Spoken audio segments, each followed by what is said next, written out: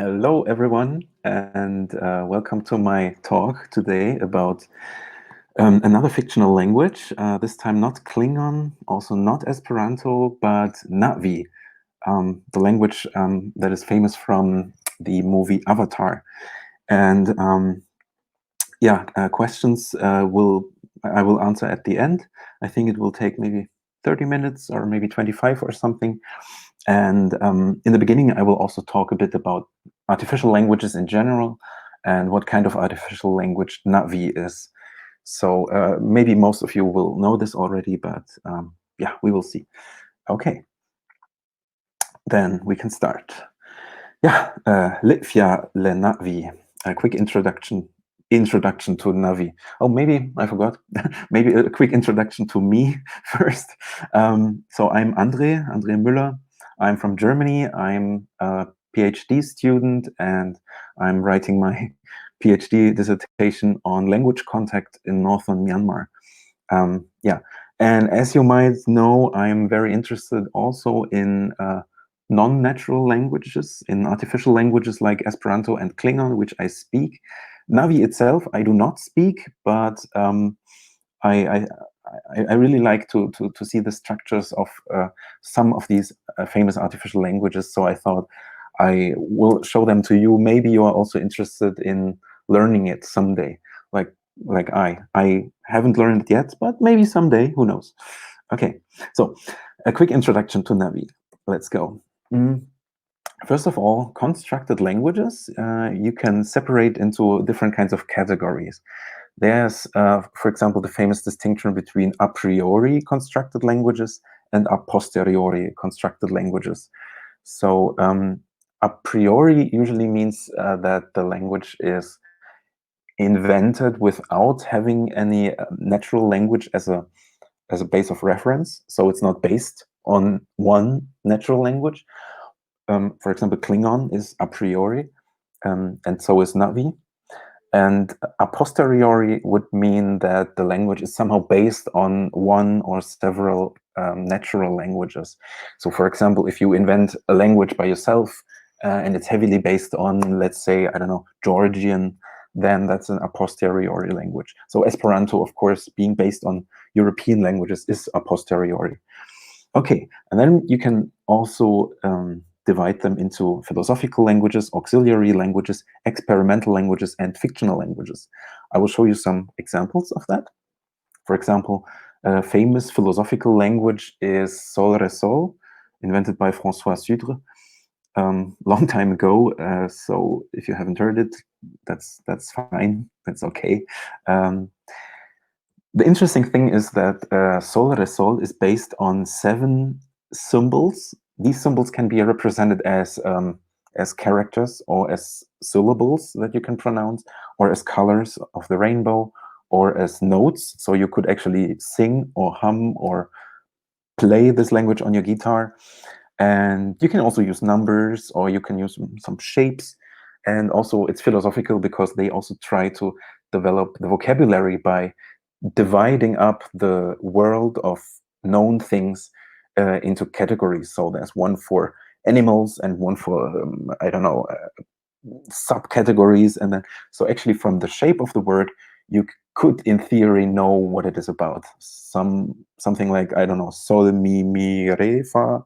And then it means something like a furry animal that guards or something. So a dog or something. Okay. Na'vi is not something like that. Then there are auxiliary languages, so languages that were meant to help in communication, international communication.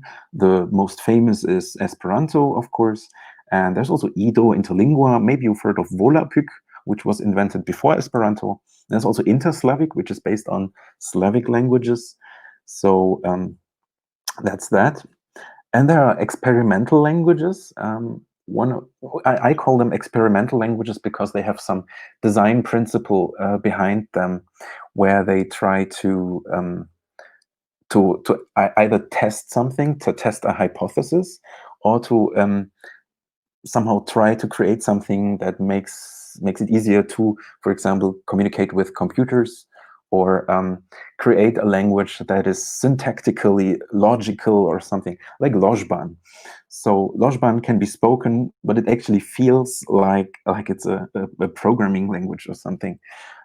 So the structure is very, very, very different. Or Ithquil, which was created to be a super complicated language that where you can cram up everything and a lot of meaning and a lot of grammatical structures in one single word, in some very short bunch of syllables. And like this one, this is like Dramshloi Hasmar or something like that. And you see the meaning is quite long. And then there's quite the opposite, Tokipona, which tries to make do with just 120 words, but it works. Yeah. By the way, Ithquil, you can also write it. It's written like this.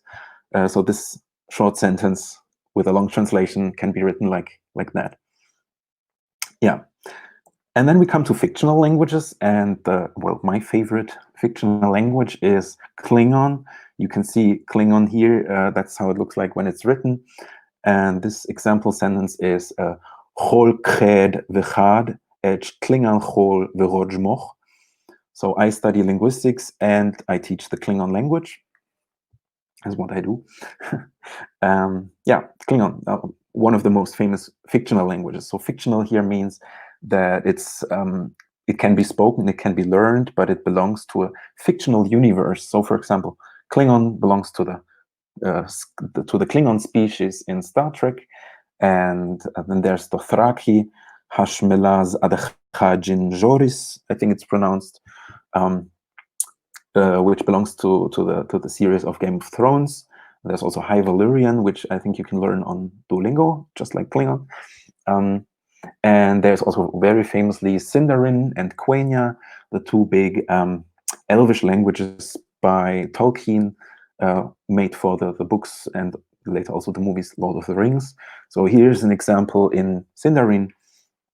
I don't have the translation here, but it's, I think, something about golden leaves falling or something, if I remember correctly. Anyway, yeah, learn the language and try to figure it out. It's, I think, part of a poem. Yeah. So, yeah, so Navi, as you can guess, also belongs to the fictional languages, as it is a language created for the fictional universe, or let's say the fictional moon of Pandora in the movie Avatar. So here we have some example sentences just at the beginning, so you know how it looks like and how it sounds like. Maybe you've seen the movie, I hope. I rather like it, and I think it sounds really nice to hear it. And as a linguist, when I was watching the movie, I was already analyzing the language, and I thought like, oh, wow, yeah, they have this and that. And yeah, I noticed a few words that I could make out. Yeah. So here's the first sentence. Lupue sevin nift an kumayaunes lolu oer, meaning you can read on screen. I think we have time to read it out. So she was so beautiful that I fell in love with her. That's the sentence. I think that is something either from the movie or something that the inventor of the language wrote somewhere. So I don't speak it, so I didn't translate these sentences. Another one is Fepoti oel Speyang Ftetikenong Liyevu Ailaru. I will kill this one as a lesson to the others. Okay, yeah. And this Silpe oe frapo ftei snaiu ftei tulfatu Ziyevun Fitzenge Rivun Uat Lesar. I hope everyone, whether beginner or expert, will be able to find something useful here. I think that was something written by Paul Fromer, the inventor, in one publication that he did, or something, maybe an email, I don't know. And yeah, useful sentence, Oeru Siaufko William. My name is William. Example sentence. Okay, so Avatar. So that's the movie. If you remember, it's the one where they are on this alien moon around the planet, and there's this blue alien species. The movie's from 2009. And I recently heard or read that they are producing the second movie, which is supposed to come out at the end of next year, so end of 2021. So I imagine it will come out in 2022 actually, but we will see. So there's plenty of time to learn the language, watch the first movie again and again and again until you really get the hang of it and understand the language without subtitles. That would be nice, right? Okay. So this guy here is the inventor of the language. I mentioned his name is Paul Fromer.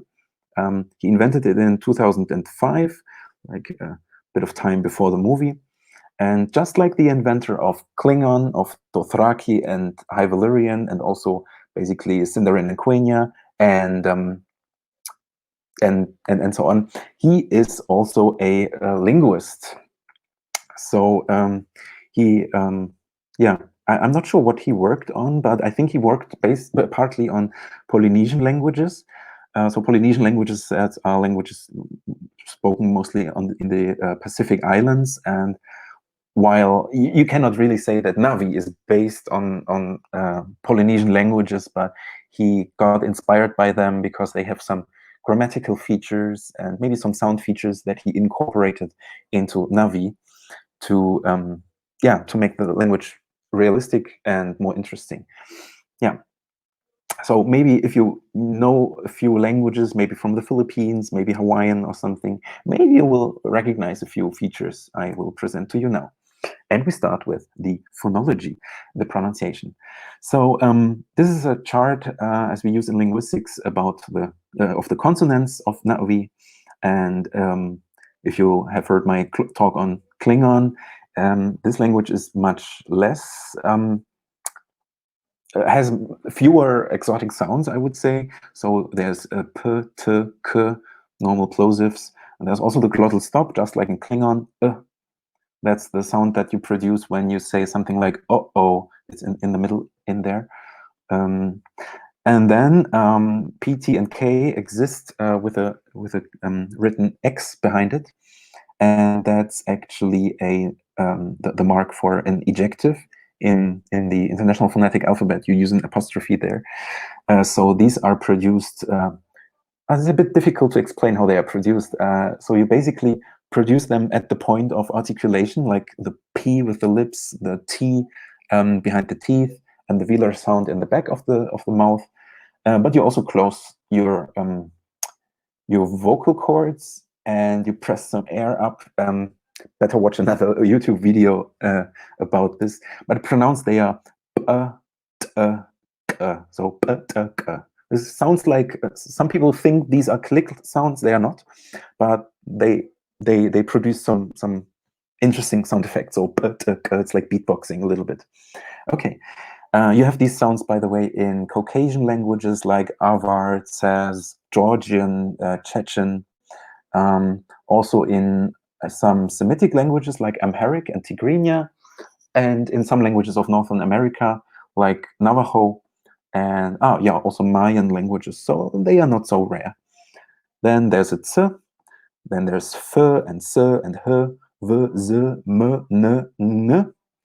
Then liquids, those are L and R, which is actually pronounced R, so it's a trill, R, and two glides, W and Y. So far, except for these three ejectives, it's not so special. Yeah. There are 7 vowels in Navi. So there's A, E, I, O, U. But there's also there are also 2 more. One is A. That's the sound as in cat. A. So you have to distinguish between E and A and A. Might be tricky. And there's the E sound there, which is pronounced I. So you have to distinguish between E and I. So I is like in kitten, for example. And on top of that, there are 4 diphthongs. So it's like a combination of 2 vowels. So there's ow, I, ew, a. Also not so difficult. So this language is much easier, I guess, to pronounce for the actors than Klingon was. Okay, syllable types. I'm not sure if that's interesting for you, but a syllable can consist of just 1 vowel, like muye. If you have 1 vowel, that's 1 syllable. Muye is 3 syllables then. It can be CV, so po there's a word. It can be CVC, consonant, vowel, consonant, tap. That's the word for fire. It can have a consonant cluster at the beginning, and there's a certain number of consonant clusters. For example, F and P can occur together in one syllable at the beginning, B. And skaung, maybe you've heard that in the movie. Skaung means idiot or something like that. Yeah, and there's something interesting. So these two liquids, namely r and l, can also occur as the core of a syllable, as the nucleus of a syllable. So a little bit similar to Czech or Croatian, where you have words like vulk or krk. But here, you cannot have a consonant after that in the same syllable. And they are written as two L's or two R's. So, for example, the first word to speak is bulte, bulte. And the second word to means day is tr, tr. Right. So you cannot have a word like Turk or bult. Yeah. And then in the lower part of the screen that I'm showing here is a phonetical or phonological process called lenition, which also exists in Welsh, Irish, so Celtic languages, and also in Sindarin, I think, if I remember right. So that is when you have a word starting with a consonant, and you have another word before that, sometimes an article, or as in this language here, a preposition. Then the beginning, the first letter of the word, of the noun, changes. So, for example, the ejectives p, t, k, they change to p, t, k. They become softer, a little bit softer. So the word fire, tap, with a preposition before that, me, becomes metap, not metap, but metap. And if you have a word starting with p, t, or k, they become fricatives. So they become f, s, and h. So kelku, the word for house, becomes rohelku. Ro means at or something, so rohelku. Ts also becomes s, so tsmukan, which is brother in the plural. So that's not a preposition, that's just a plural marker, becomes aismukan. And oh yeah, if you have a word starting with a glottal stop, that glottal stop is also elided when you have a preposition. So for a friend would not be fbielan, it would be fbielan. Okay. So yeah. So if you have studied any Celtic languages or Sindarin, then you might be familiar with some very similar phenomenon. Right. Okay, let's look at nouns very quickly. Nouns can be not only in singular and plural. In Navi, they can also have a dual, so that means two of them, or three of them, a trio.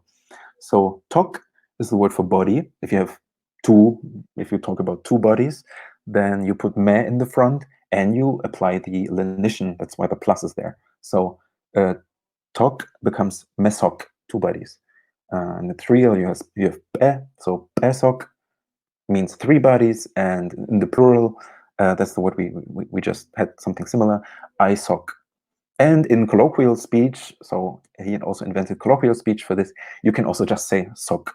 So just the lenition, it already indicates that this is a plural noun, if it's possible. So if you have if you have M or N, you cannot form the plural like that. Pronouns, there are a lot of pronouns, mainly because there's not only singular and plural, there's also dual and trial pronouns. So first person also distinguishes, by the way, between inclusive and exclusive. So that means, for example, when I have the first person dual, that means two people. And if it's inclusive, that means when I say it, I include you. So if I say here it's oing, it means me and you. Oing, the two of us. If I say moi, it also means two people and it includes me, but it includes another person. So me and my friend, that would be something like, yeah, moi. And then we have a second person. And for the third person, there's a distinction between animate beings like humans or, well, the Navi people, cats, for example, and inanimate things, which are probably stones. And I don't know if trees count as animate. I would have to look into the grammar again or rewatch the movie. Okay, what else? Nouns are interesting because they have cases. They have 6 cases in this case. Um, and the interesting thing is, maybe you've heard of ergative languages, maybe you've heard of accusative languages, like German, for example. This language here is a so-called language with a tripartite system, which means that if you have an intransitive sentence, that's something like I sleep, where you do something alone, the marking is different from the subject in a transitive clause, where you say something like the cat eats the mouse. So you have a marking for the intransitive argument, you have a marking for the agent and the patient in the transitive sentence. I will show you some examples and then you will understand, I guess. And yeah, they also have a dative case and a genitive case. So yeah, they sometimes depend on if the noun ends in a vowel or ends in a consonant and some other factors. Yeah, and there's a topic marker too, just like in Klingon, just like in Japanese and Korean.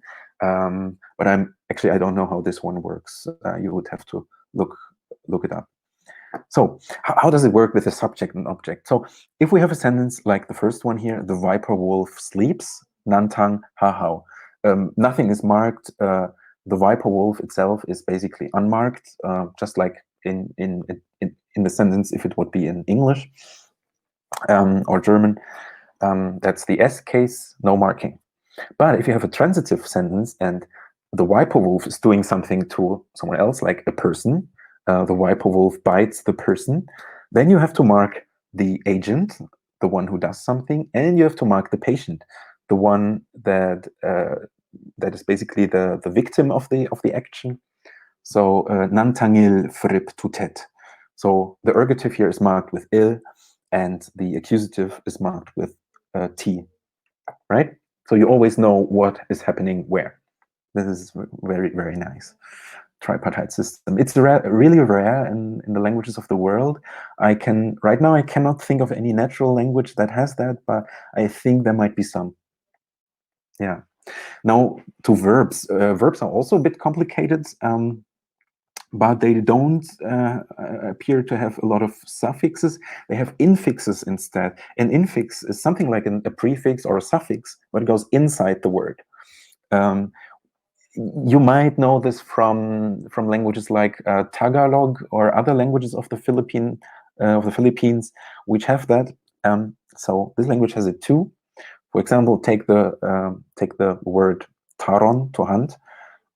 You put us in there, and you have an active participle. Tusaron means something like hunting, and taunaron means hunted. It's the passive participle. Then there's tekaron, that means like to force someone to hunt or let someone hunt. And there's a reflexive, so taparon would be hunt each other. Right. So this is how you change the verb. And when you use the dictionary, which you, by the way, can download, I will show that in the end, you can see where exactly in the word this position is, where you have to put these infixes of the pre-first position, because there are 3 positions and you have to pay attention to what goes where. So these go in the beginning. There's also the first position. I'm not sure why this is called pre-first and first, but let's just accept it. That usually marks tense. For example, future would be marked with I, so tayaron would be will hunt, and tamaron would be have hunted. I think I also read that there's also timaron, which is like has just hunted or something, like a recent past tense. Yeah. And there's the second position, which are filled with several different things that mark often something like attitude. Negative attitude here does not mean that it does not mean not hunt, but it means something like hunt, but you are not happy about it, like hunt, unfortunately, or damn, hunted. Yeah. So, for example, in this example, oing tapayarang, oing tapayarengon. You have 3 of them, 3 of these infixes, and maybe I'll give you just a few seconds to think about what it means.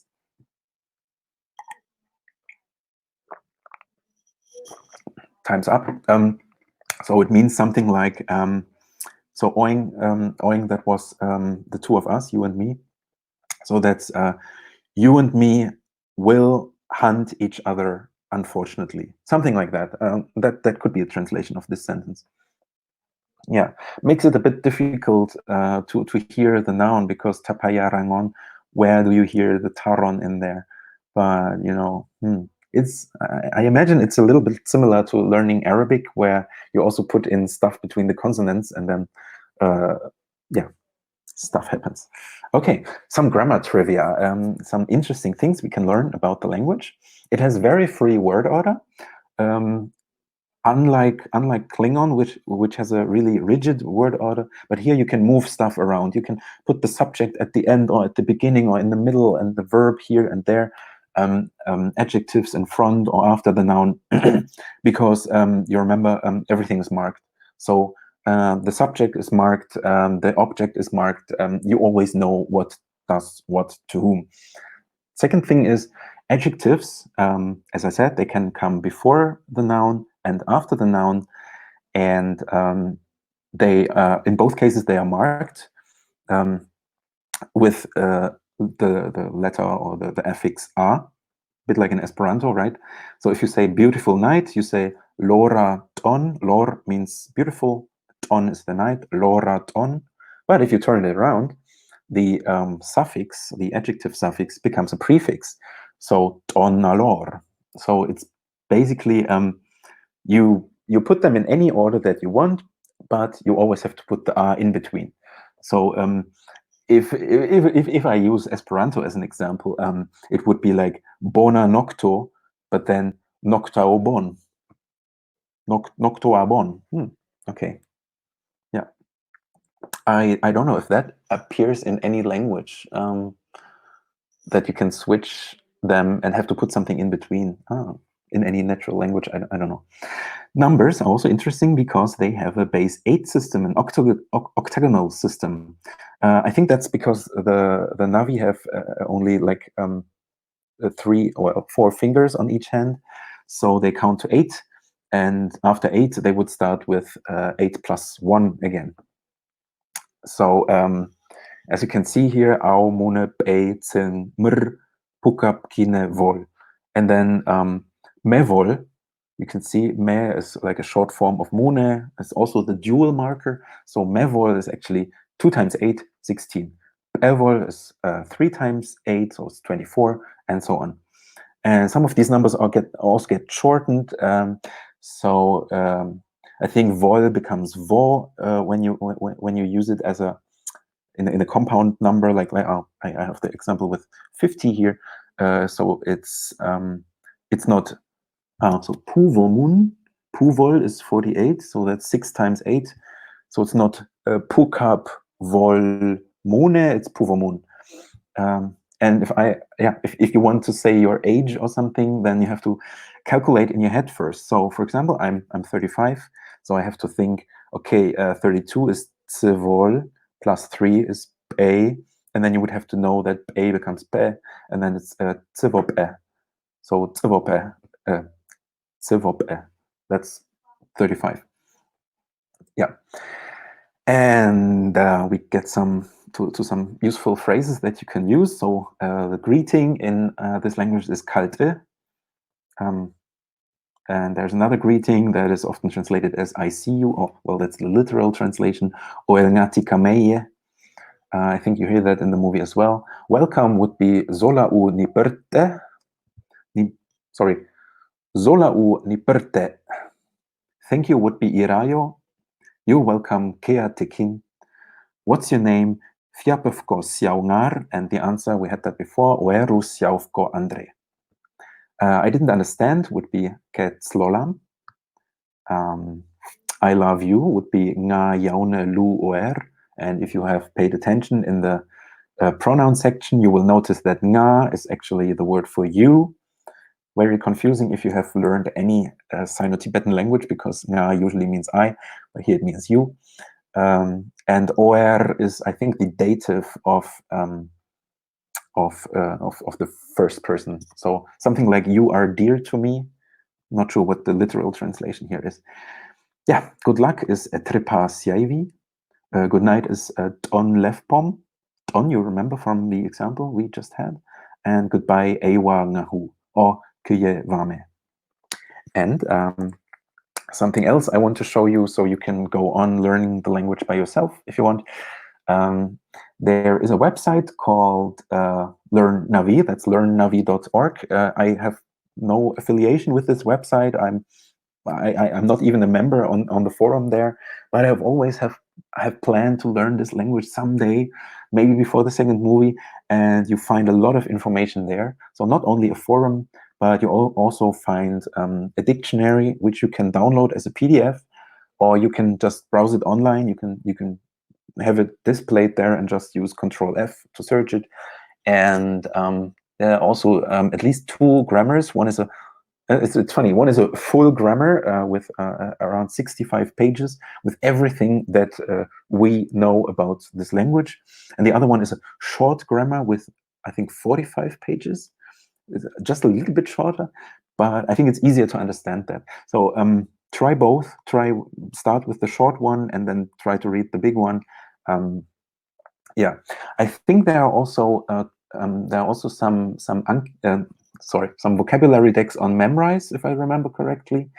And otherwise, I don't know if there's any website, any other website or any app where you can learn the language. But try it there, try it on your phone, search, you will find something.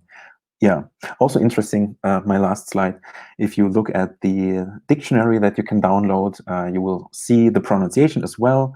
So for example, the first word you have kange, you see kange, the stress goes on the first syllable, it means to yawn, it's intransitive.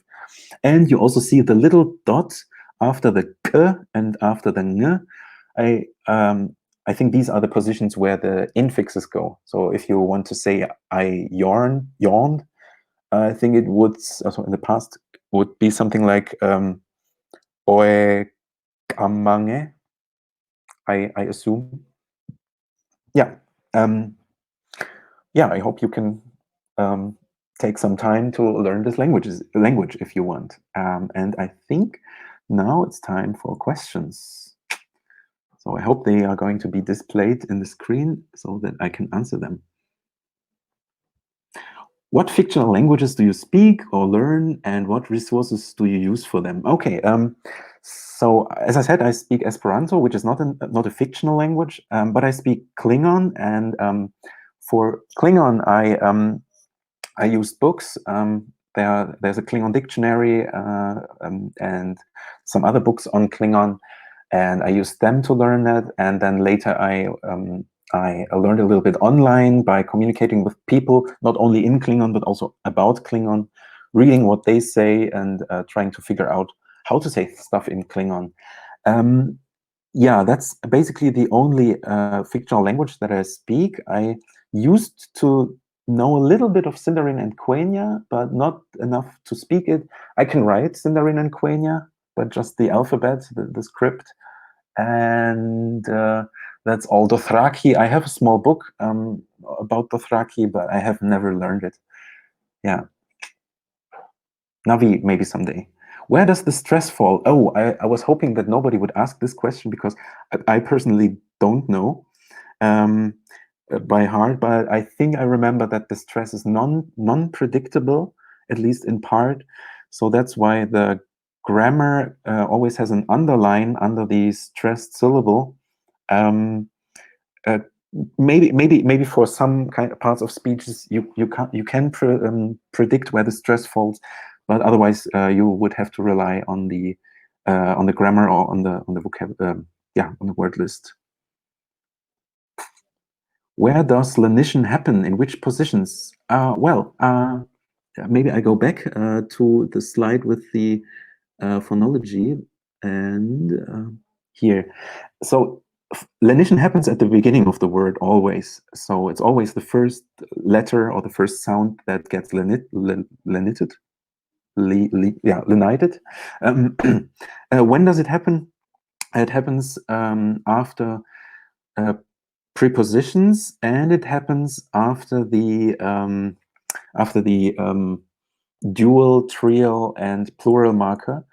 I'm not sure if there are others, if there are other cases where this happens. So these are the two cases where I know this happens. Where do you practice the language? So I don't because I haven't learned it yet. If I were to learn it, there's a group on Facebook. I think it's called Learn Navi or Learn the Navi Language or something like that, where there are some enthusiasts who sometimes write about the language, but I noticed it's not as vivid as Klingon, where you can easily, if you search, find people to speak Klingon with. So I think the community, the Navi community, is rather smallish, but there's some enthusiasts. So I think you can find people to communicate at least online, and maybe then in a video chat or voice chat with them. Just try it. Maybe on this learnnavi.org website and Facebook. Are these languages static, unable to change, or are they evolving like real languages? That's a very good question. Not just about Navi, but about all these invented languages. So in the case of I would say living invented languages like Esperanto, which are spoken every day by people, yes, they definitely evolve to a certain degree. They do not break out of their original grammar that was set, but they evolve new words that come into the language, and sometimes new structures if they do not violate the original grammar. And that's the case too for Klingon and also for Navi. So what is written down about the language usually doesn't change, but new stuff can come in. So maybe, for example, an example from Klingon, there was no word for sun in Klingon for a long time. So people just used the word home star, so home and star, to express sun. But later Mark Okrand invented a word for that. So now we have a word for sun. And I presume it's the same for Navi. So if for the next movie there are maybe 1,000 new words and the language will develop, new grammatical forms will develop, but it's not the case that old forms will be obsolete, I think. Yeah. What is your main motivation to learn this language? So currently I don't dare to start learning this language yet because I have already like 8 other languages that I'm currently learning. But I like fictional languages when I have the impression that they are well made and sound really nice, and they have a very interesting grammatical structure. I have to say I've never watched Game of Thrones, but I had a look at the Dothraki grammar, and I have to admit I was bored because it's basically like English with a few more stuff. A little bit more stuff attached. But Navi, as you see, is very, very, very, very different. And I want to know how it feels to speak this language, just like I know now how it feels like to speak Jingpo, to speak Thai, to speak Klingon. Everything feels different, and so I'm really interested. How does it feel to speak this language? Maybe someday I will know.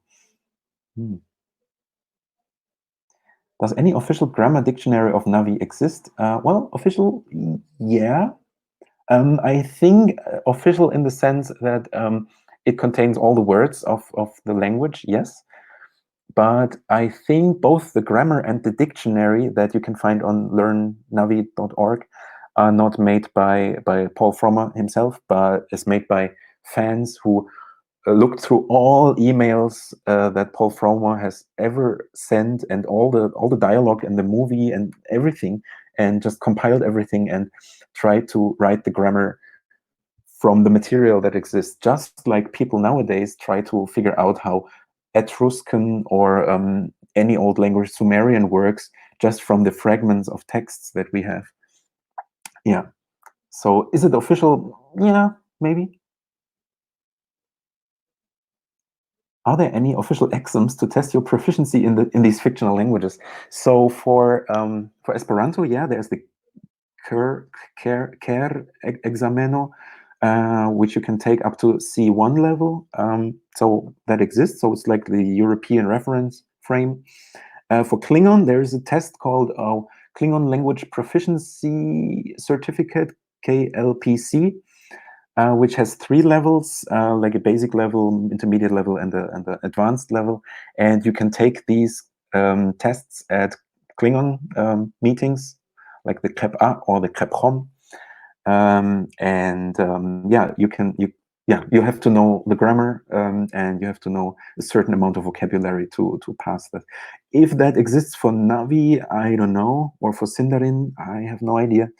Maybe, but I would say the speech community is probably still too small. We have to work on that. What do you think is the hardest aspect of Navi?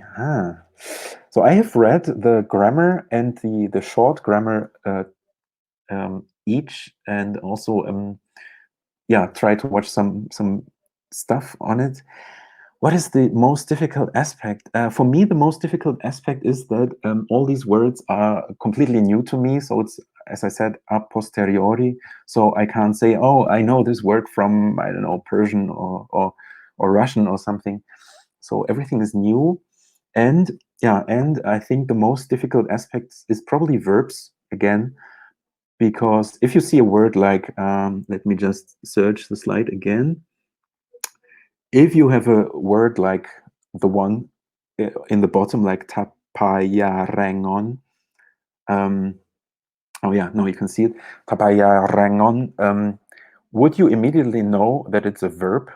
Would you immediately figure out that taron is the stem? You know, if it's written or if you hear it, it's not in color. So you would have to guess. I mean, it could also be like teparang or something like that, right? It's difficult to know. So I imagine if I really learn this language, this would be very difficult. And this is something that's easier in Klingon. Yeah. Any last question, maybe? Did you ever create a fictional language yourself? Yeah, no, not really. I tried once. I had the idea of creating a language that consists where every word has only one vowel and no consonants. So it would be like a, o, I, or something like that, with a lot of vowels, a lot of length distinctions, and tones, of course, nasality, pharyngalization. But I never developed it. It was just like an idea for 1 or 2 days. I'm not very creative as a person. I prefer learning a language over creating one, I have to say. Yeah, I don't know. Do we still have time for one more question, or should we? Okay. Are the creators of the languages active in the language speaking community? For Klingon, yes. So Mark Okrand is very active. He always goes to the KEP-A and the KEP-HOM when he can, and he participates. He sometimes creates new words and or explains grammar when asked. But Mark Okrand pays attention not to speak too much Klingon there, because if he ever makes a mistake, people will always say, people will not only say like, oh, you made a mistake, people will say, you made a mistake, so it's correct now, because like he's the inventor. So if he makes a mistake, that must be correct. So he understands Klingon, but he usually doesn't speak it. And he's also not the most fluent speaker, if you want to call it like that. With Paul Fromer, well, he's still active because he still has to work on the language a little bit more. And well, he's creating the language for the second movie and the third and the fourth, I guess, as well. Yeah. I will answer questions until the time's up. Yeah, okay. Is there a cultural aspect or gain understanding to learning a conlang? Do you think it opens you to new possibilities? I would say in general, yeah.